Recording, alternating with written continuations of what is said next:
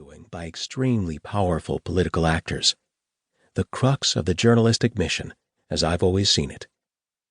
For that very reason, the endeavor also prompted serious risks. Unlike the Snowden story, which had global implications for Internet-era privacy and entailed reporting in more than 24 countries, this story was focused almost entirely on one country, Brazil. But in so many ways, this experience was at least as intense, and the consequences of the reporting at least as profound and enduring. I spent the second half of 2019 and the early months of 2020 publishing one highly sensitive story after the next that rocked the political and legal landscape of one of the world's largest, most vibrant, and most violent countries, and then navigating an array of threats and dangers that arose from them. This series of exposés began just 5 months after the January 2019 inauguration of Brazil's new far-right president, Jair Bolsonaro. Despite his depiction as the Trump of the tropics by the Western press, Bolsonaro is far more of a throwback to the old U.S.-backed despotic right-wing leaders of the Cold War than he is representative of the modern right in North America or Europe. As an army captain during Brazil's murderous 21-year military dictatorship that ended only in 1985, and then as a fringe member of Congress for the 28 years that preceded his election to the presidency, Bolsonaro has long explicitly endorsed the military regime as a superior form of government to Brazilian democracy.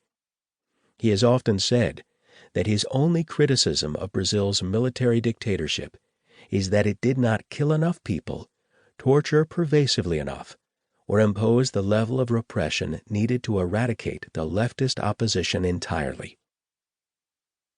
Adept at the media game, Bolsonaro has spent years courting the attention of the press with extreme statements. When he was merely a sideshow in Congress, these remarks seemed outlandish. Expressed from within the presidential palace, however, they have a more terrifying ring.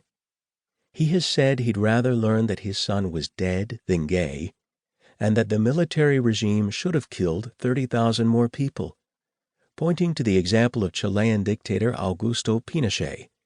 And in his last speech before voting began in the 2018 presidential election, he vowed a cleansing the likes of which has never been seen in Brazilian history. A jarring vow in a country that has experienced, quite recently, sustained torture and murder of dissidents by its government. The anonymous source who contacted me on Mother's Day said that he had hacked many years' worth of the communications of some of Brazil's most powerful political officials, claiming that the huge archive he had compiled revealed systematic and grave corruption on their part. In mid-May, the source began uploading to my telephone tens of thousands of hacked documents and chats, which then quickly turned into hundreds of thousands. Just as the source promised, the hacked materials, which he had downloaded from the officials' telephones and which they had exchanged using the Telegram messaging app, proved that some of Brazil's most admired and influential figures were deeply corrupt. But for so many reasons, the landscape for reporting this archive was fraught with dangers, uncertainties, and obstacles. To begin with, Brazil, unlike the United States and Europe in the era of the Pentagon Papers, the Panama Papers, WikiLeaks, and Edward Snowden, had never seen a mass unauthorized leak of this kind. Whether any of the country's institutions, its courts, its legal agencies, even its media, would regard our reporting as journalism as opposed to some sort of criminal action, was quite unclear. There was simply nothing in the culture or history of Brazil that provided a roadmap for how reporting on such a leaked archive would be received. More menacingly, the country was now under the rule of the authoritarian Bolsonaro, fresh off a stunning and overwhelming victory for both him and his new far-right party, which overnight became the second largest party in Congress. The new president had long made explicit that he believed in neither democracy nor a free press. Indeed, in the 2000